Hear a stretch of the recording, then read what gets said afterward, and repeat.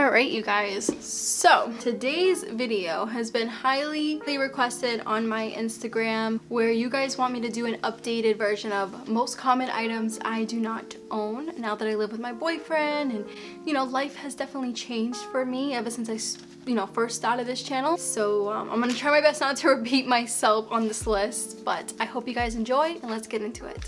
So the first most common item that I do not own is a crock pot or an Instapot. Now, I'm not putting those items down. Maybe in the near future, I would love a helping hand like that in the kitchen. But as of right now, we don't have like a big family or anything like that. And I'm always home. So there's no need for me to own unnecessary kitchen gadgets that take up space, you know, on the countertops and things like that. So who knows, maybe in the near future we will own one of those, but as of right now, I don't think it's necessary. Number 2 is handbags. Now, I know I've said this in the past. I want to put this out there for the last time because I have been getting a lot of questions from newcomers, and that is like for me to do a what's in my bag type of video. And as much as I would love to do those videos for you guys, I kind of can't because I do not own any handbags. When I had a handbag, they were empty. I would just put my lip gloss in it and my license and some cash, and that was it. So I began to realize that it wasn't for me, and I just got out of the whole handbag situation. When I go into the store now, I have a tiny little wallet that I bring in with me. It has my license, my credit card, debit card, and that is it. So who knows, maybe down the road I'd actually get rid of that wallet and just get a phone case that has, you know, that can hold my cards, and I will be free of carrying things like that. Third thing that I do not own is feminine products. Now hear me out with this, ladies. I do own, you know, reusable menstrual cycle underwear, which I love to death. I've been on them for a little over a year. You know, I have a whole video on this, which I'll link up here. So what I mean by feminine products is like, you know, certain items that you buy at the store, like the Summer Eve and things like that. I had a really bad reaction when I was in my early 20s where I would use that stuff and it would mess up my pH level, even though those products said it helps your pH level. For some reason, I was very sensitive to a lot of those products. I listened to the friends that I had back in the day. They would tell me, Kara, you need this for down there, you need this for down there as well.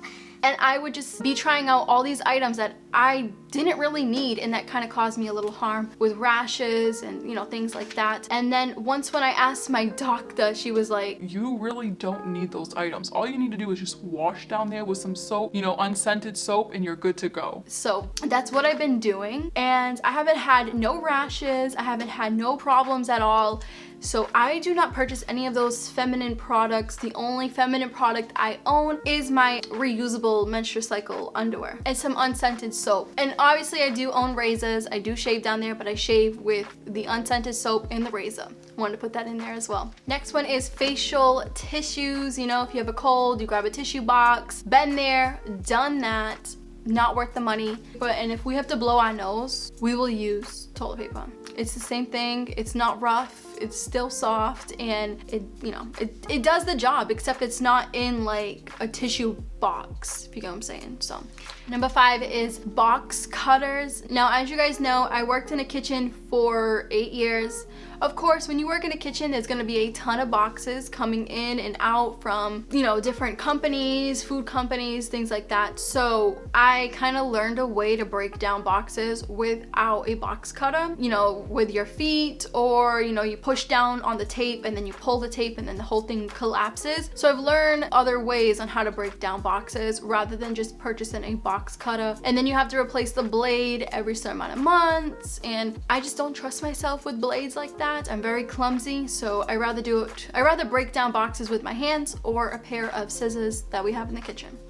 Number 6 is Amazon Echo or Google Home, any of those little fancy assistance. I don't feel that we need that stuff. I like a very simple home, and obviously we're in an apartment, so I just don't think that, like, you know, an Amazon Echo or Google Home's gonna make our life easier when we live in such a tiny apartment. Who knows, again, maybe in the future it will. I'm not putting it down or anything like that. I just don't think it's something that we need to spend money on or need in the house. It's not a necessity. It's kind of like a luxury item for us. Number 7 is steak knives and random knife sets. We don't really use those. We own 2 knives, one giant French knife, which I stay far away from because I did cut myself really bad when I worked in a kitchen with a French knife. I sliced almost through my knuckle. That's why this knuckle looks completely different than all the other ones. You know, it bulges out because it never quite healed completely. But we have that giant knife that V uses if he wants to cut up watermelon or, you know, any kind of big fruit or a big vegetable. He uses that knife, and I use my little paring knife, if you want to call it like that. So those are the only 2 knives we own. I don't feel that we need a bunch of knives when we're only cutting up fruit and vegetables and your occasional tofu. Number 8 is coffee maker / coffee grinder. We do not do any caffeine in this house at all. So a little fact is that my boyfriend was on coffee and was drinking coffee every day, and then he finally realized, like, you know what, this is bringing me down. You know, when I don't drink it, I get headaches, and I don't want to feel dependent on an item like that. So he quit coffee. It was like a weekend of severe migraines, but he pulled through, and he does not need any kind of coffee. We both do not do caffeine or anything like that. I'm kind of weird with it because I can't stand the taste of coffee, and I get really nauseous if I have a sip, but I can have coffee ice cream. Like, does that make any sense? I don't know. I don't know if, like, the vegan coffee ice cream that I eat has real coffee in it, or is it just fake? But besides that, we do not have any type of coffee maker or coffee grinder or any kind of coffee item in the house, and that's gonna be indefinitely because we don't drink that stuff. Number 9 is a salad spinner. Now, I wanted to get a salad spinner. I'm not gonna lie. Back in July, I was like, you know what?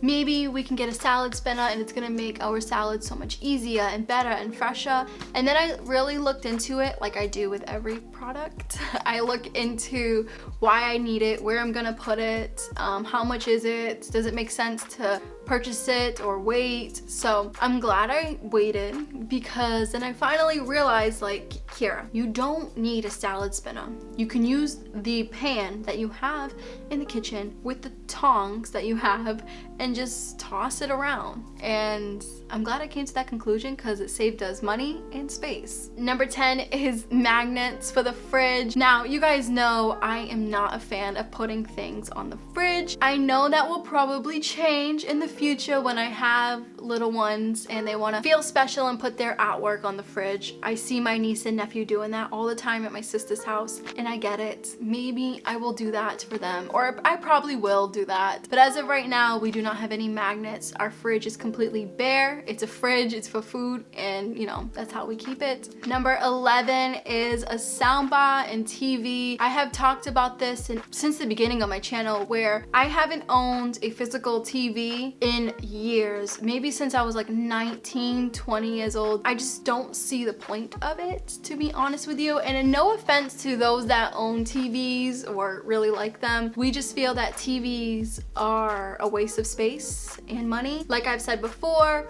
we will be getting a projector, and I'm trying to say it right. Okay, you catch that right there. We have found a brand that we're gonna purchase, we're gonna go half on, and the best thing about those items is that you can put them away. So, you know, you don't have to put a TV mount on the wall or create any holes or get rid of it to get a bigger one. You know, you can make the projectors into like any size. So you can make it into a 30-inch size or a 72-inch, or, you know, I just like those better. And we use the Bose Bluetooth speaker that I purchased for my boyfriend like 2 years ago for Christmas. We plug that in to either the projector or our phones. We Bluetooth it, and that's how we watch movies. That's our surround sound, if you want to put it that way. Number 12 is also another item that I've spoken on, but I want to say it again just for some newcomers, and that is phone cases. I only own one phone case. I haven't purchased any phone case in the past 2 to 3 years. It has a built-in screen protector, so I don't have to go out and purchase, you know, new screen protectors and stuff. And I'm also happy that I looked into getting a decent phone case that will be durable and last. So I will link that one down below. Again, it's lasted me this long. No scratches, nothing wrong with it. I love it. 13 is hairbrushes. I haven't owned a hairbrush in a very long time. And the hairbrushes I'm talking about are these ones that you're seeing around here. They always made my hair really, really puffy. The minute I brushed them, it would be puffy and staticky, and my hair, like, obviously I straightened it today and it is starting to curl, but my hair is very beach wavy type. So with those brushes, it just made it worse. So I switched over to a wooden comb. I switched over to that like almost 4 years ago, and it has not done me wrong. It keeps my hair nice and frizz free, static free, and puff free, if that makes any sense. 14, I don't think it's a really common item, but I know it's an item that everyone's getting used to and is buying, and that is a fancy doorbell. I just don't feel the need to have one in an apartment. So again, maybe in the near future when we get a house, maybe I will purchase, you know, a doorbell that has a camera. But here everything's locked down in the lobby. So if anybody wants to come in this building, they either have to have a key or they have to press a, you know, the apartment numbers, and then we have an intercom in the living room. So the intercom does work. It's a little staticky, but that's kind of like our fancy doorbell. So we didn't really need to purchase, like, or we don't need to have, you know, the Google doorbells or I don't know what else is out there, but we don't need to have the camera doorbells that are hooked up to our phones because, one, no one ever really visits us, and two, we already have an intercom. 15, this one I've been getting asked a lot because you want to know my boyfriend's opinion on this, and that is coffee tables and coasters. They go hand in hand together.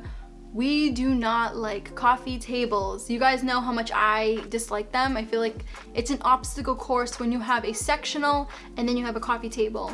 I get it if you probably use it a lot, but I just never seen the purpose of it because I never use coffee tables and he never did as well. He sees it the way I see it. It's an obstacle course. It's in the way. So we do not plan on purchasing coffee tables ever in our house. Number 16, now this might change in the future, but for this video and for this apartment, we do not own any picture frames. So there's no pictures of us in this house. There's no pictures of family members, and there's a reason for that. We're actually not allowed to hang up anything on the walls here, nor do we have any like bureaus, which you guys know I don't like that stuff, and I have talked about that before, but we don't have anything or any place to put picture frames. Again, when we get a house, I will probably put pictures of us up, of our vacation. I won't go too crazy because I know a lot of people go nuts and their house looks like a museum of their family, and that's just not me. I mean, everyone's different, but for me, I like maybe 1 or 2 pictures here and there, but for this place, we do not have any, and we do not plan on purchasing any picture frames. 17 is candles and matches. Again, they go hand to hand. I am not a fan of candles. I used to be that kind of girl that would go into, not Yankee Candle because it was a little too pricey for me, but I used to go into Bath and Body Works and they would have the candles for sale, like buy one get one free. It was like the small ones. And I used to stock up, and I used to be the one to buy Dollar Tree candles as well, until I moved out of my mom's, and then I realized how black the walls were when I moved my bureau, because that one bureau, that is where I would put the candles, and the wall was so dark from the whatever the toxins that was coming from those candles. I don't know what it had. I always trimmed the wick. I don't know what happened, but we tried everything to clean those walls, and I told myself, like, I don't want candles ever again. I just feel like they are a hazard to the apartment, especially with us gonna get a cat. It's like I would be so worried that the cat would tip it over. Number 18 is decor items. I don't want to get too into this. You guys already know how I'm not a fan of a bunch of decor items. I do like certain things here and there, but sometimes decor items turn into fashion items or fashion staples at the moment. I went through a lot of decor items in my old apartment where I had a Buddha theme in every bedroom, and by the time the whole apartment was completed, I felt like it was an overload of the Buddha theme, and I ended up getting rid of a lot of it and wasting a lot of money. So, you know, a lot of decor items are fun, but you gotta know your limits. Right now, we do not own any decor items in this house, and I'm okay with that. I feel like the best decor you can have are these little guys right here, real plants. I have 2 of them, and that's about it. And the last most common item that I do not own is a dish rack. I used to have a dish rack when I first had my first apartment, but then I slowly realized that I didn't need it. I do either 2 things. One, I use the dishwasher as a dish rack, like you guys suggested, which thank you so much because that comes in handy. Or 2, if I have time on my hands, I will wash the dishes, put them on the side while wet, it doesn't matter, it's a countertop, and I will take one of my unpaper towel rolls and just start drying them all and putting them away right away. So dish racks are just a no-go for us. We don't own those, and I don't plan to own a dish rack ever again. So I hope you guys enjoyed this video. I don't know if I'm gonna make any more of these type of videos because I know they can get very repetitive, and I know I tend to, you know, repeat myself over and over again, but a lot of you guys wanted me to do an updated version, so here you have it. I hope you enjoyed, and down below let me know what are the most common items you guys do not own. So with that being said, I will catch you in the next video.